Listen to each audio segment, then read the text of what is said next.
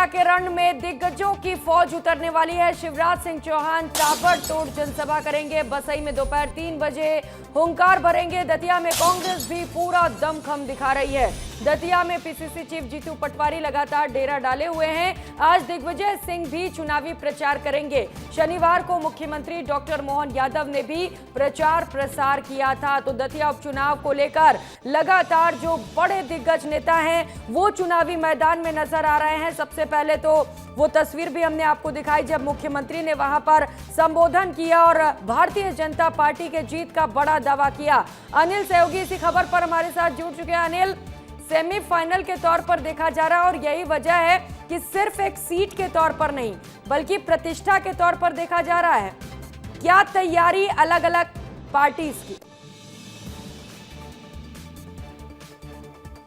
अब बिल्कुल देखिए, दतिया उपचुनाव का ये प्रचार प्रसार का अंतिम दौर चल रहा है और मेरे साथ इस वक्त चुनाव प्रभारी है और सांसद भारत सिंह कुशवाहा हैं। जिस तरीके से पूरे चुनाव में लगातार वो मेहनत कर रहे हैं और इस समय वो मॉर्निंग वॉक भी कर रहे हैं, लगातार कसरत कर रहे हैं, क्योंकि देखिए जिस तरीके से पूरे दिन भर में तकरीबन आज 15 दिन हो चुके हैं और लगातार वो प्रचार प्रसार में लगे हैं, रणनीति में लगे हैं, लोगों से चर्चा कर रहे हैं, जातिगत समीकरण को साधने की पूरी तरह कोशिश कर रहे हैं। भाई साहब, जिस तरीके से आपकी दतिया उपचुनाव की अगर बात की जाए तो क्या स्थिति है, क्या तस्वीर नजर आ रही है? दतिया चुनाव माई की कृपा से भारतीय जनता पार्टी चुनाव जीतेगी। दतिया की जनता बहुत समझदार है।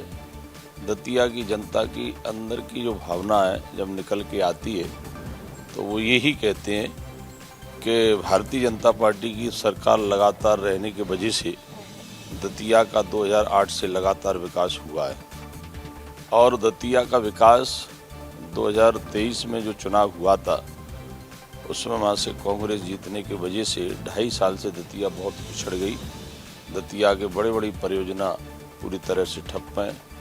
तो जनता के मन में इस बात की भी उत्सुकता है कि भारतीय जनता पार्टी को जिताना है और विकास की गति को और दतिया आगे बढ़ाना है और ये विकास अगर कोई दे सकता है तो भारतीय जनता पार्टी की सरकार दे सकती है, आशुतोष तिवारी जी दे सकती है।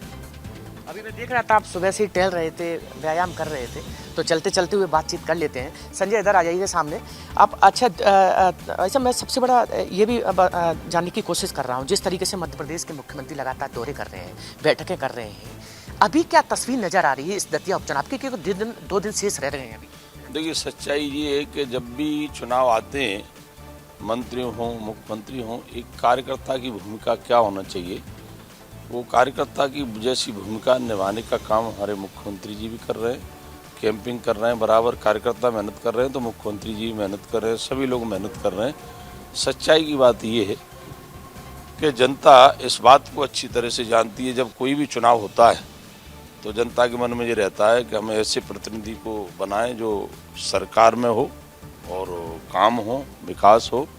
तो चूँकि ऑलरेडी दोनों जगह सरकार है, केंद्र में भी राज्य में ही, तो जनता एक ही बात कह रही है कि डबल इंजन की सरकार का जो फ़ायदा पिछले समय मिला है लगातार, वो निरंतर जारी रखने के लिए दतिया में भाई आशुतोष तिवारी जी को जिताने के लिए जनता पूरी तरह से मन बना चुकी है।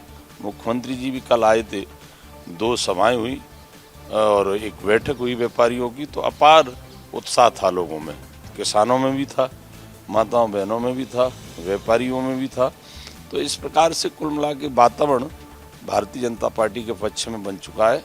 और ये सच्चाई भी है कि भारतीय जनता पार्टी ने विकास के साथ साथ गरीबों के लिए लोक कल्याणकारी योजनाओं के साथ साथ, देखिए हर समाज की ये इच्छा होती है कि हमारे भी समाज में कोई न कोई लीडर हो जिससे हमारे समाज की बात ठीक स्थान पर पहुंच सके। तो ये नेतृत्व उभारने का काम हर समाज में भारतीय जनता पार्टी ने किया है। अच्छा, आपको क्या लगता है कि नरोत्तम मिश्रा का जैसे टिकट कटने के बाद अब ये सीट थोड़ा सा डिफिकल्ट हो गई है, मेहनत ज़्यादा करनी पड़ रही है?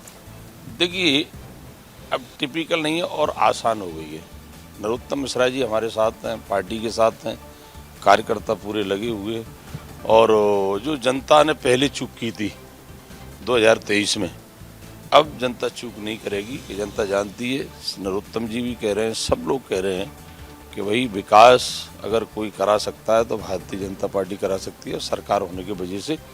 इसलिए मैं मानता हूं कि नरोत्तम जी का भी भरपूर सहयोग इस चुनाव कैंपेन में मिल रहा है। नरोत्तम जी सभा में भी कहते हैं कि भाई मेरा छोटा भाई है, मेरे जो विकास कार्य अधूरे पड़े हैं उनको ये आगे बढ़ाएगा। इस प्रकार से कांग्रेस की अगर बात करें तो कांग्रेस में जीतू पटवारी पिछले कई दिनों से लगे हैं। वो बताया जा रहा है कि आज दिग्विजय सिंह भी आ रहे हैं, मैदान में कूद रहे हैं, 2 दिन शेष रह गए प्रचार प्रसार में। क्या लगता है कि कहीं कांग्रेस की तरफ से कितनी चुनौती है? क्या एक बड़ी देखिए, कांग्रेस वैश्विक मुद्दों पर चुनाव नहीं लड़ती है। कांग्रेस विकास पर कभी बात नहीं करती है। कांग्रेस हमेशा जातिगत बात करके जातिगत तूल देने का प्रयास करती है हर चुनाव में, और ऐसे मुद्दे ले आती है कि जिससे उसके कांग्रेस के मन में ये रहता है कि ऐसे मुद्दों से हम चुनाव जीतेंगे, जबकि जनता अच्छी तरह से जानती है केवल बातों से काम नहीं चलेगा। कांग्रेस बातें कर सकती है अच्छी और विकास नहीं करा सकती, इसलिए जनता इनकी बातों में आने वाली नहीं है। दिग्विजय सिंह जी आए चाहे जीतू पटवारी आए, कोई भी रहे, जनता दतिया की भारतीय जनता पार्टी के साथ रहेगी। ये तय माई की कृपा से यहाँ कमल खिलेगा, इसमें कोई संदेह वाली बात नहीं। एक सवाल और, जिस तरीके से देखिए जंतर मंतर पे युवाओं ने काफी प्रदर्शन किया, अगर इस चुनाव की अगर बात करें दतिया उपचुनाव में युवाओं पर कैसे फोकस कर रहे हैं, उनको युवाओं को साधने के लिए और खासकर उनके मुद्दों को लेकर? देखिए, युवा जिस बात को लेके अड़े हुए थे, तो सरकार कितनी संवेदनशील सरकार है। प्रधानमंत्री जी ने ये बहुत ही युवाओं के पक्ष में जो ट्वीट किया, युवा भी इस बात को जानते हैं। और धर्मेंद्र प्रधान जी ने जो इस्तीफा दिया, उन्होंने भी ये कहा है कि युवा लगातार 10 दिन से इस तरह का वो आंदोलन जारी रखे थे। इसलिए मेरा भी मन दुखी हुआ कि चलो युवा अगर चाहते हैं कि मेरे इस्तीफे से ये समस्या का समाधान हो सकता है या वो संतुष्ट हो सकते हैं, तो माननीय मंत्री जी ने इस्तीफा दिया है। इससे बड़ी बात और क्या हो सकती है, इससे बड़ा उदाहरण और क्या हो सकता है।